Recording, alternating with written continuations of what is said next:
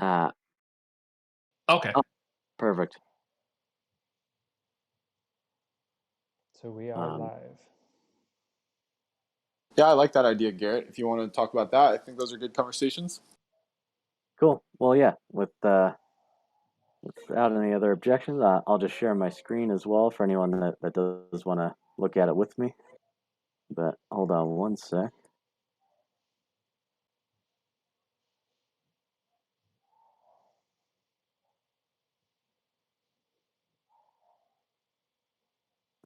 Right.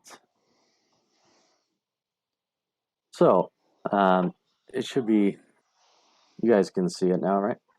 For anyone that does want to look, but this is through the Ethereum Foundation. I was just looking at their different grants that they offer, and I came across this application for small grants, and this is capped at 30 grand, but the point is, I just wanted to go through the process. I thought some things were interesting, so um, they have different. First, they lay out the different stages. You could be in early stages where you're testing assumptions or doing a proof of concept. The experimental level, there's something there, but needs work. Time sensitive, smaller in scope, meaning you just need a small grant. Community events, stuff like that. So, first of all, they do kind of set up like different categories, which I know we're trying not to do, but anyway. So the point is, like, we're gonna do, we'll open the applications, evaluate each decision, etc. But I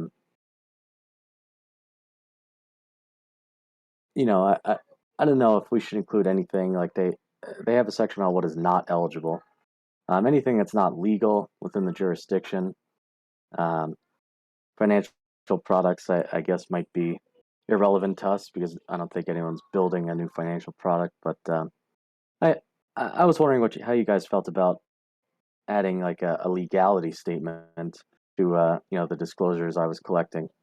Do you think it needs to be said, or is that just being too? I personally, in my opinion, I wouldn't worry too much about that. I think they probably have like a whole team of lawyers that force them to do stuff like that. So if I mean, I don't think we have to try and do that, to be honest. As we grow and we start to figure out, absolute no's, then I guess we can go down that route if that's what you guys are thinking.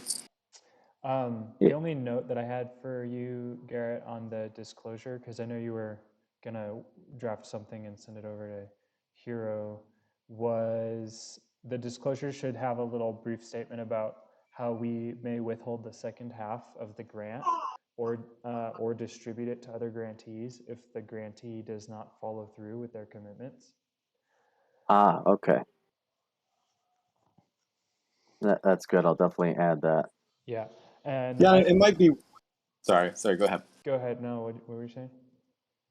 I was just gonna say, yeah. I mean, if we're doing like a disclosure that is like basically like giving permission for us to like use their data, it might even be worth putting something in there too that just clearly says like, you are not an employee of DAOPunks or like anything like that. Like this is purely just a grant. Right. Even though that could totally be contested. I've already talked to people who would contest that, but there's like sweepstakes, how that like McDonald's like Monopoly sweepstakes always says there's like a couple laws about giving away free money to people. You're supposed to not be soliciting the purchase of anything because then it's basically a gambling like lottery. And then there's like a couple basic things. So that might be something that Hero knows about that we might want to just put in there. That has to do with like, we're not employing you, like we're just giving away free money. Yeah, there's so many there's so many things in this space that are hard. Like for instance, they totally could argue that it is an employment situation, and the only reason that I don't like that word is because like if somebody's an employee, then in the United States we should be paying like payroll tax and all that stuff, which we're not going to do. And in this case, you could say, oh, well, it's a grant, but the fact that like we're kind of requiring that these people, come and do like podcasts or newsletter content and stuff like that, there is arguable like an employment agreement there, right? Like an exchange of services or goods. Yeah, because we are listing expectations of what we want from them, and that was kind of part of what made me hesitant about asking anyone to like actually give back to DAOPunks itself, because then it is basically like some kind of employment thing. Like if we wanted to hire people to be a part of the community and pay them and to do stuff, then we should just do that. But that the grant itself should just be like a very clear grant, unconditional grant to benefit the DAO space in general. But yeah, that's interesting. Yeah, I mean, it definitely, especially because we're withholding half of the grant and doing a progress check halfway through, it can be construed in that kind of a way. Yeah, it's just, and the problem is too, is it's something that I think we really, I think we recognize, but it's something that I think we should just really just kind of ignore because there are other laws as well. Like, okay, if you give, if you have an employee that works in another country, there are certain international withholdings and stuff like that you need to abide by. And so we just get down this whole convoluted rabbit hole of like just bureaucratic bullshit. And the end of the day, we have to just kind of we're small fish. Like no one's going to come after us right now, at least. I think it was best said yesterday, where this is like a basic legal gray area where everything's fine until it isn't. Yeah, I have to agree. So we should the only reason I bring that up is I think we should definitely get people's consent to like use their data. But then that I really, and the only reason I say that is because I would rather if somebody ever comes back to us and says, hey, like I never gave you permission to do that, we can just say, yeah, you did right here. But when it gets into like other stuff, I think it's really just probably not even worth our thought at this point. The idea was to just get at least the low hanging fruit. Like, data I think is just something, that has to be said no matter what. Just even for our own privacy, integrity.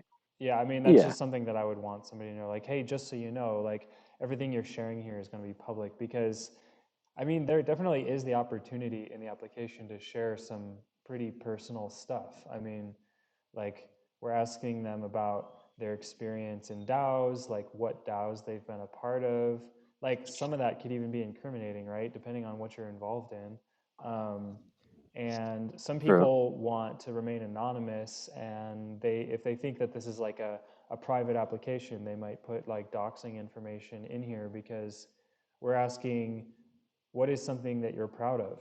Like that's something out of somebody's personal life, that might reveal where they live, what kinds of organizations they've worked with, stuff like that. That's kind of part of why I felt like I would want it to be anonymous, is because people could feel more free to kind of put whatever they want in here and know that it's not necessarily going to get associated with their Web3 identity.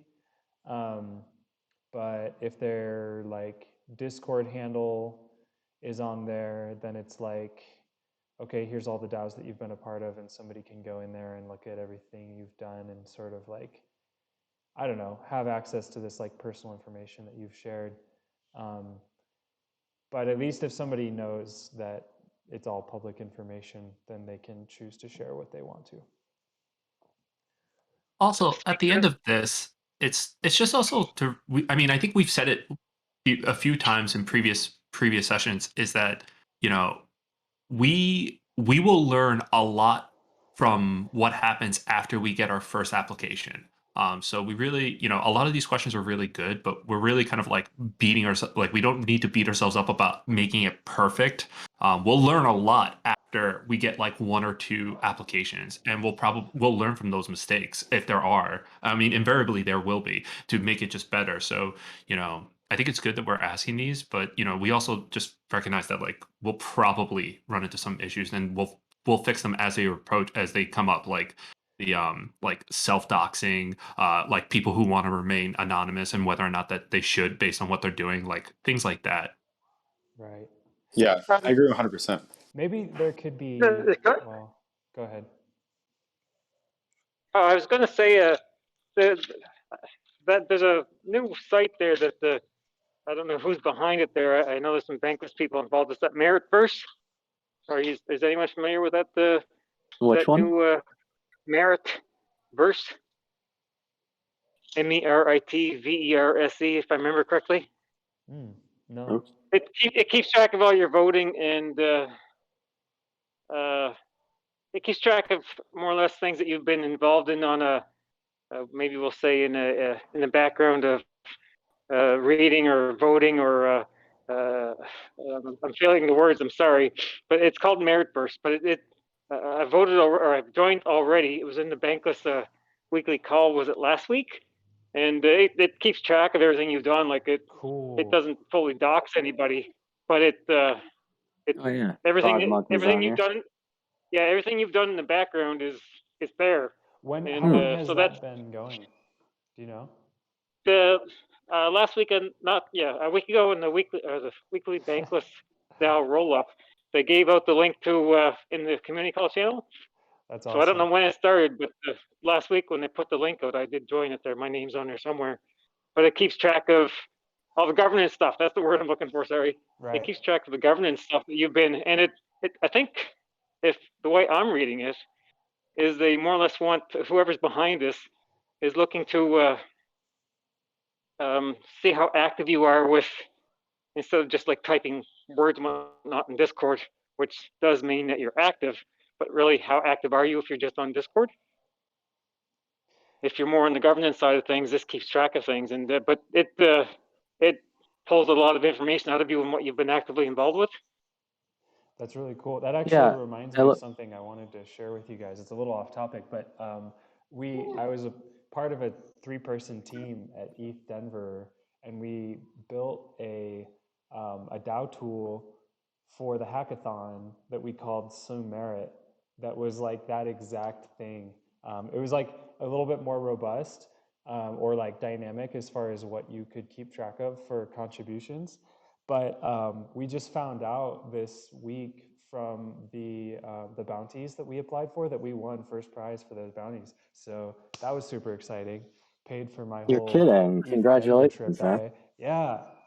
I was Congratulations, so congratulations. Thank you so much. Yeah. Anyway, it's so funny to hear you talking about that because it's like the exact same tool, and but it's a great idea. I think a lot of people are having the idea at the same time, and there's a lot of different projects doing that. So it's a pretty cool thing. The reason why I was drawn to it right away is where I had gotten hacked back in late 21, and I had to give up my Discord, and I lost all the.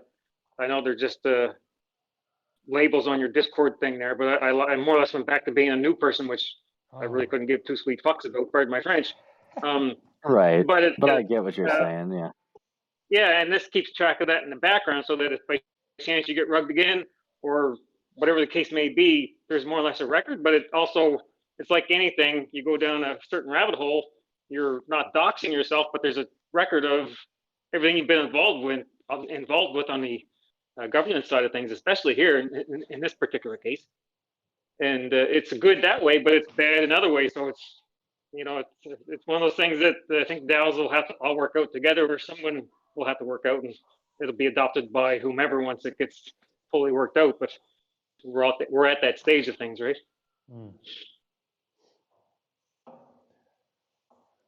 Yeah. No, well said. I mean, I'd like to definitely check out myco's tool as well. I mean, if it's something we can use, I'm not opposed to that. But this looks pretty cool.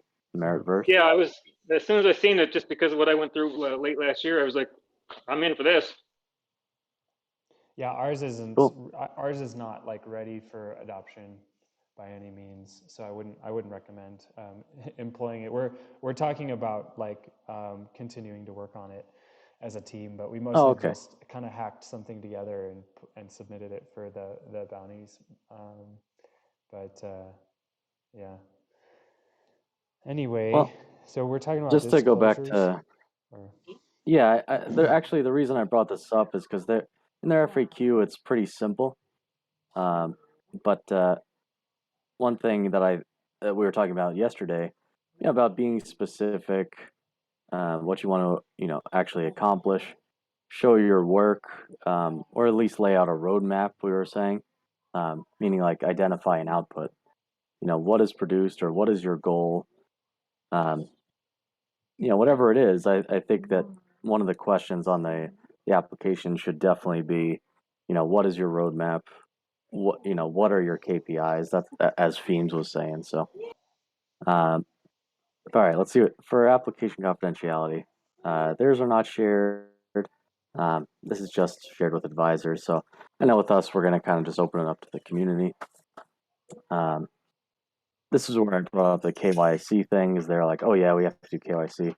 I mean, it's 30 grand. It's a $1 billion fund. We're not this big, but will anybody read my application? Do they Yes. pay the grants in ETH? Is that right? They have multiple ETH, DAI, or fiat. Cool. Okay. And what happens if I'm not awarded a grant? Maybe I should include something like this. With the data disclosures that, where does it say? Reapply in the future. Well, the point is that, I mean, we weren't planning to like delete any data, were we? Or do you think it's something we should consider after a certain amount of time? I think that Anything like that? we want to keep the data so that we can use it for our talent board, and we can use all that data to help place talent in DAOs seeking work, and hopefully start bringing in some of those placement rewards. Like Keeper DAO was offering 10% of anyone's salary that is placed in their company. So, I mean, that's huge, right? Like, this is why I'm thinking of this. Yeah. Is like, basically, we're offering 3 ETH as an incentive to get 500 people to fill out this form. And out of 500 people, we place one person in, into an organization that's going to pay them, anywhere between $150 to $800,000 a year. That was Keeper DAO's salary range, and we get 10% of that, hypothetically, right? So, out of a grants program, and I think that we could, out of 500 applications, I think we're likely to place more than one. So, but basically all we need to do is place like a fraction of a percent of the applications we actually receive. And then that itself will bring in enough funding to fund that entire grant round. No, I that's agree as far as the long-term vision, Mhm. of getting more into that, talent, grooming talent for, specific, DAOs coming to us, looking for talent. I see that definitely as more long-term strategy, maybe, but not necessarily, cohort zero. But we might, keep those applications and keep that data Oh yeah, long term. That's what I'm saying. Is as far as I agree. the disclosure for like the usage of their data, that's where my mind is as far as why we would want to use the data.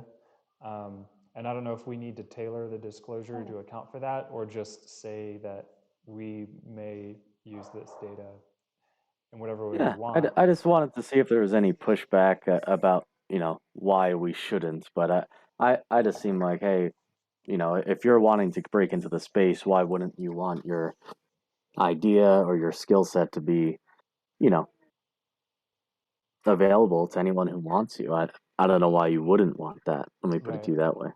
Yeah, I wonder if there should be an option to anonymize, for somebody to anonymize their application. It's not a bad idea. At least put an option on there. And if they selected that option, I guess the way that we would do it is we would keep the spreadsheet private, that the spreadsheet that collects all of the application submissions would be private, and then the screening committee would have access to that spreadsheet, and the screening committee would basically, if they select one that wants to be anonymous, then they would just not include their Discord handle in there for the public to view. Right. Yeah, and to I think if we just think logistically, and I know this is kind of in the weeds a little bit, but this goes with what we're talking about. If we think long term, if we did ever have like a talent board or we were like assisting job placements in DAOs, we probably would anonymize that information anyways. Yeah. That way we have like some ability to collect some sort of revenue from these DAOs as a payment. Exactly. That way they don't just like go around us and just go and reach out to them and never tell us. Totally. That's exactly how I've been thinking about it. Cool. Well, that makes sense to me. And that should be pretty easy to implement, like an opt-in, out, opt-out. I can easily filter that with the results. So, and another thought is that when the screening committee selects the applications for vote, I think that there should be a confirmation regardless that the screening committee sends out to those people just to make sure that they're still available. They're like, this is a confirmation that we're putting you into the finalists and you might actually get this grant. Like, can you confirm that you're actually fully prepared to do this? And when we do that, that could be when we kind of ask them if their information can be public. So basically, when people submit the application, it's not necessarily just getting published publicly. It'll only get published publicly after we notify them anyway.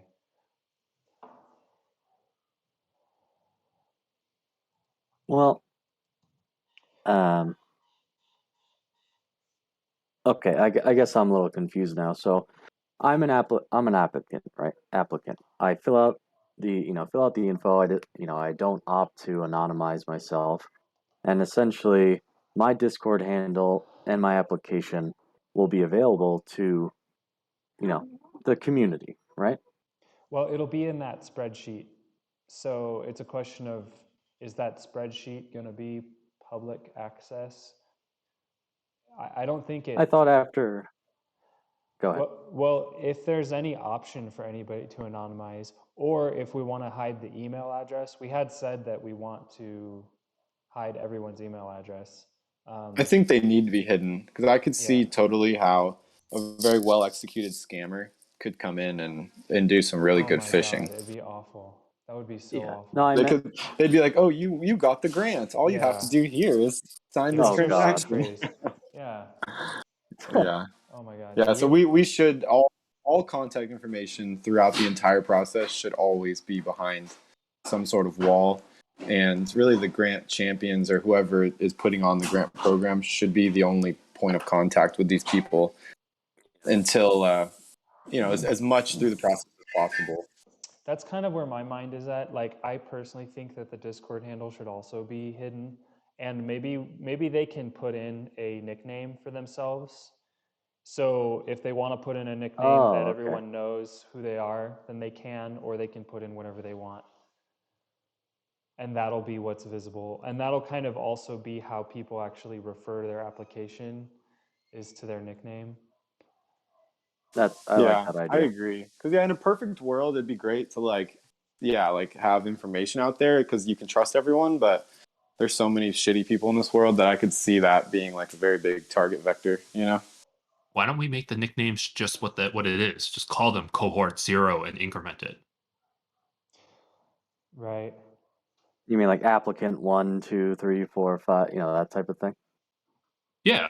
It'll be like Hunger Games. Yeah, that would be like, I kind of like that way of doing it because I kind of don't want voters to be biased based on who it is, right? So like, if it's a community member who's contributed a lot and people see that, they want that person to get the grant for that reason. But like, really, we should have a different way of rewarding people who have contributed to the community that's not through the public grants program. Like, I feel like the public grants program should be really unbiased and like really clean. Yeah. As far as being, I agree, a public goods that's benefiting the entire DAO space, and like as much that we can avoid sort of being like a circle jerk or like a little self-benefiting sort of thing, then the better, you know? I agree. And, honestly, if like, depending on what experience they put in the application and stuff, like, depending on how big of an impact that's made in certain communities and how intimately aware people are of that community, they might be able to know who that person is just from the experience. And then that's kind of like, that speaks of itself at that point, you know? Totally. There is a box for what DAOs have you been involved in, you know? So obviously some of those are going to be DAOPunks, and that can mean whatever it wants to mean to whoever is voting on it.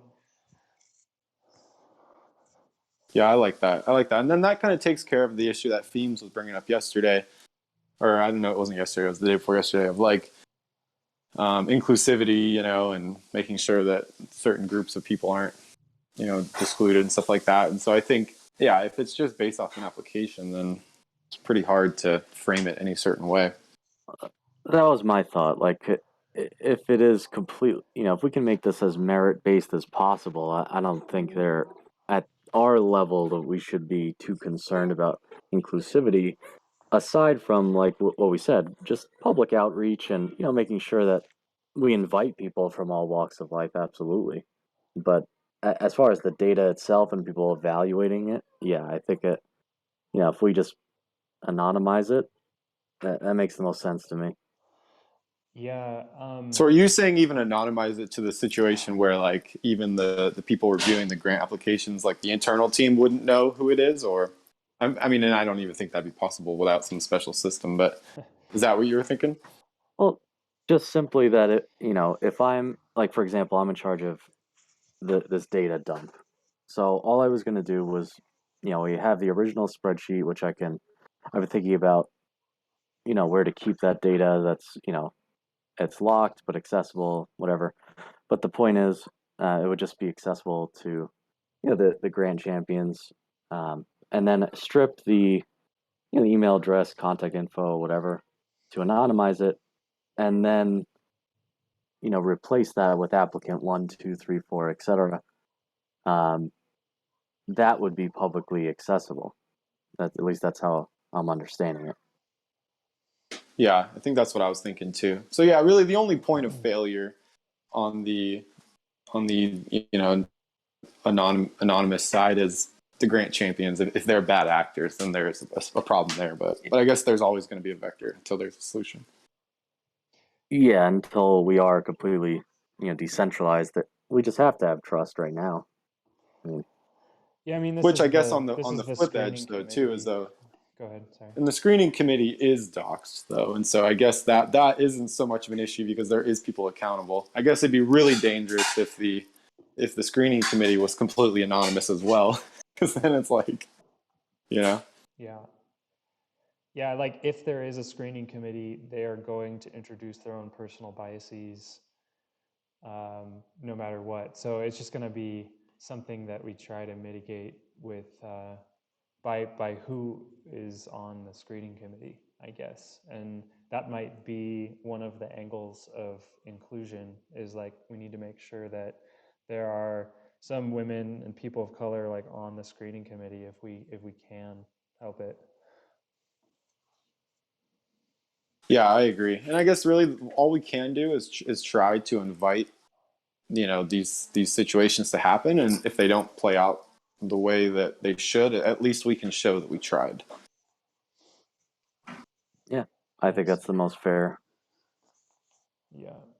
I had another thought that combines the sort of trying to test out the grant submission, the application submissions, and give Garrett some content to work with in that spreadsheet, to format that spreadsheet out, is that we might have, like, let's say, for example, we have themes like kind of choose a couple, 1 or 2 specific places to extend an invitation for people to fill out the application before we publish it on like Twitter and stuff, so that there's like basically small amount of applications coming in from a targeted group of people, that we want to be more inclusive of. And that way we get like a smaller handful of applications as a sort of beta run before we launch the full thing. And then that way it's kind of like we're giving priority to some effort of diversity inclusion. Yeah, my biggest pushback to that when I hear stuff like that is like if you try to cater too much to inclusivity, then you're almost creating exclusivity. You know what I mean? That seems like special treatment to me, but yeah. Well, I mean, inclusion is sort of inherently special treatment. Like you're recognizing a systemic disadvantage and you're trying to even the playing field by paying attention to that. But I totally get but where what you're advantage do they have by just being notified first? I guess I just don't see the like advantage if we had like if we put a cap on how many applications that we receive, like if we cap it at 100, then at least we make sure that like certain people have a chance before you know, because we know there's a bunch of people who are just like buzzing around on Twitter and like ready to hop on this, but it's like we already know that that's the group of like homogenous sort of identities that we want to try to diversify. So if we put it out somewhere else first, that might be a strategy. And I get where it's like I also feel my own pushback to these kinds of ideas, because it's like no matter what you do, you're sort of artificially affecting things with your own sort of effort, and that feels wrong in a way. So it's like a really difficult question, and I'm not properly trained in this stuff, but I do care about it. Yeah, I care about it too. I'm more on the mindset that it's almost like, we make a clear stance that we are completely unbiased and everything is completely fair. And with fairness comes, the application portal opening up at the same time for everybody, regardless of who you are, where you are, and what you are. And, you just play by the rules, basically. And everybody plays by those same set of rules. Yeah. And then we don't worry about overcomplicating it. And we just make a clear statement that, like, look, we are inclusive. Yeah, totally. Because I have been personally in contact with some of these people that we're talking about right now, and I've already encouraged them to apply for the grant when it comes out. And so I don't like kind of when we were talking about themes, I made a comment that I was like, well, I think it's already happening naturally, like the way we want it to happen. I really do believe that. I mean, we do have women that are active in the community. We do have people of color. We do have other people of other sexual orientations already, and so it's like, let's just see how it plays out first before we get too in the weeds on it. Yeah, I haven't noticed any sort of hostility or specific exclusionary practices, other than, like you said, maybe there is some existing systemic, exclusionary. But I'm talking about the best that we can do. I'm with what Bushi's saying on this one. Yeah, I feel it, guys. And At like, least, I kind of want to reflect on my experience at Eth.Denver, because like I haven't been to previous Eth.Denvers, but like there was like it felt really good. There were like lots of women and lots of people of color at the festival, and apparently like previous years was just like a total sausage fest, and it was just like. For a lot of people, like it was a big difference, and that's because Eth.Denver like put effort into inclusion, and I don't know how they did it, but I'm assuming that they consulted with like professionals who know how to do that and how to approach it like in a positive way. So that's just my feeling about it, is like it can be worth the effort, and it benefits the entire community. But right yeah, after 4 years of them doing it, and that's completely fair. I think they have the means and the staff to really do that outreach, and we just don't have that yet. I think our best option is just to make it as fair and anonymous and as CB was merit-based as saying, possible. we're doing pretty good as far as diversity goes. Like it doesn't seem like we're like overly homogenous or anything. as far Yeah, as I the mean, community compared to other groups that I've been a part of, we have a pretty good ratio of different groups of people here, which I've taken notice to. And I know we have a small sample size, but the ratio is much bigger than what I normally have seen. Yeah, if you compare the event that goes on in Miami it's coming up here soon. I think if you just look at the pictures compared to what happened at Denver, I think it's night and day different. Yeah. Hey guys, I gotta bounce. I gotta jump on another call, but I appreciate it. So I'll talk to you guys later. Cool. Take care, CB. Hey, thanks, Bushy. This also just seems to me to be a thing of this is something that we will fix. We can fix post having this done. You know, we won't we won't like we won't know if we have a problem until after we had a few of these.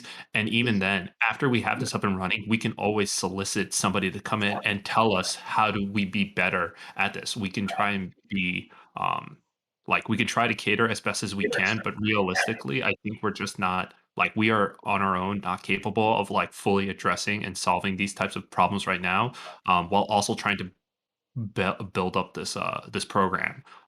Maybe this is just like a try to get this as best as we can, and then if and then like after we have like one or two of these, then we can try to have somebody come in and talk to us about like how do we make like like have them evaluate how well are we about being like like having these like being inclusive and just like opening up and having all these people apply, like have them evaluate or like kind of like do a what's that term called where they like review vet like some Audit. type of vetting process. Yeah. Well, Audit, that's what I meant. it would be really interesting, because like the applications are anonymous and the community is just going to vote on the applications that they like. We don't know who's going to win. And then what if it just happens to be that like the 3 grantees are like 3 white men, and it's like it'd be like a little awkward, you know what I mean? It's like nothing against white men, but it's like proportionately, what portion of the total population is white men? Like half the population is men, and then of that, like some smaller percentage is white. So ultimately, that should be less than 30%. Like there should be only 1 out of the 3 grantees should be a white male, but like should we try to make sure of that, or like it's just going to be random, you know what I mean? So I mean that's if there's the just entire. yeah, what'd you say? No, I mean you're looking at the entire demographic of like the Earth versus the demographics of the community. I don't think that there is an even distribution in the community to be able to that's part of say the point. likely there is 1 out of the 3. That's the Well, question. And Is we're is so like early on. yeah. Go ahead. Sorry. Where it's so early on, you're not going to get it right. Like Liv said, where it's so early, I think the more you try and figure this out now, you're almost defeating the purpose because we're never going to get to the Right. point of getting this grant issue. So it's like the vote back in December, where we were looking at whether it's 1 vote per punk or going to the that other Quadratic. vote, quadratic voting. Like it's we're so early. If we try and constrain it to the point of having it perfect, we're going to just keep going down these avenues that it's going to take forever to get this off the ground. I think we really need to focus about finishing this first, and then after we have a finalized application, then we can go back and we can nitpick on it. It's just been like the last few weeks of like we really need to establish the goal of like we need to finish this by almost like I kind of want to say by like by any means like have this done and then go back and then like reevaluate this. I don't know how you guys feel about that. Yeah, I agree 100%. That's not to bring Bankless into this, but Bankless is going through this. Bankless DAO is going through the same thing with some issues there with past projects and not seeing if they were finished or if they brought what they were looking for out of it, but trying to move ahead at the same time. So you're fighting that constant battle of looking or moving forward, looking in the background or looking backwards to make sure that it was done correctly or to fix what maybe was missed or hadn't been noticed.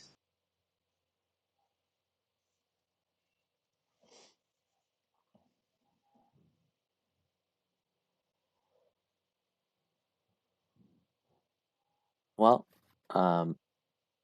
yeah, no, I think everyone here is interested in the same thing. So, and not just in this meeting, but I mean, as part of our community is we want a diverse range of applicants. So, that being said, I see we got a new arrival there. Devin, welcome aboard there. First time I've seen you there. We're just talking about the grant. No, I guess he's gone. Oh, just stepped in and out. Well, yeah, I'm gonna send these over to Hero, but just to go through them again real quick. Applications limited to one per person per cohort. Grants are. Go ahead. What? What was that? Oh, sorry. I was just saying hi. Sorry, I'm coming in late because I live in a different time zone, so I'm sorry about that. Oh, no problem. I was just Yeah. about to go through our list of they're like disclosures or just acknowledgments when submitting a grant Mm-hmm. or when submitting an application for the grant. So it's limited to Okay. one per person per cohort. Mm-hmm. Grants will be awarded to the top 3 applicants who receive the most DAOPunk votes via snapshot. Right. Putting that the DAOPunks NFT is required to vote. Mm-hmm. Grantees are not employees. Applications will be anonymized, but the content will be publicly viewable. Right. Discord email, wallet addresses will not be included. Okay. Is there any deadline for this before we go any further? I'm sorry? What was that? Is there any deadline for the submission for the application? There will be. We haven't launched yet, so we'll probably decide on the deadline as soon as we're ready to Okay. launch. Okay. Thanks. Yeah, I think the general consensus was that the application process will be open for 2 weeks. Is that where we were on Sounds that, about right. roughly? Yeah. But yeah. So to what you were saying before, Myco, I had in here, grantees will be selected via snapshot and are required to accept and respond. I should put and respond within, I thought 48 or 72 hours of the snapshot closing. Where you actually have to claim and acknowledge it within. What do you think? Is 48 hours too short? I mean, I think that's fair, but well, we might put in there about how the screening committee is going to follow up before the snapshot even happens. So they need to be aware of that. We can give them a specific date that the screening committee, that'll be the screening committee's due date, and we can tell the application the applicants will be notified that they've reached the top 10, or that they've reached the community vote level. Like the final group. Is that when you're talking about triggering a notification, Yeah. like when they're at the vote level? Yeah, because that's, we should have the screening committee confirm with the applicant if they're going to include them in the DAO vote, right? Do you agree with that? It makes sense to me. Okay, so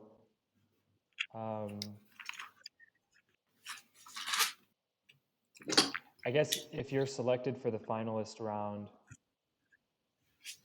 you'll receive a follow-up email which you will be required to confirm your interest. Okay. That makes sense because if it's only a 3-day window to apply, that's not much to apply to. But if you apply and make it to the final round, 3 days notice to respond to the notice of making it to the final round, I think that's more than enough.